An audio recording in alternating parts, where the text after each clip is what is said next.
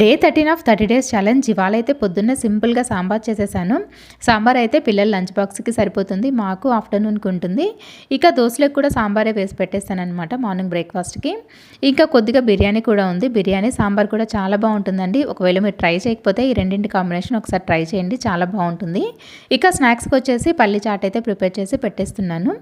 నిన్న వచ్చేసి ఒక సిస్టర్ అయితే కమెంట్ చేశారండి, అక్క నాకు కూడా మీలాగా బిజినెస్ చేయాలి అని ఉంది, కాకపోతే ఇంట్లో నాకు ఇన్వెస్ట్మెంట్కి డబ్బులు ఇవ్వరక్క, నేనే కొద్దిగా డబ్బులను దాచుకొని కొంచెం అమౌంట్ గ్యాదర్ అయిన తర్వాత బిజినెస్ స్టార్ట్ చేద్దాం అనుకుంటున్నాను అని చెప్పేసి అడిగారు.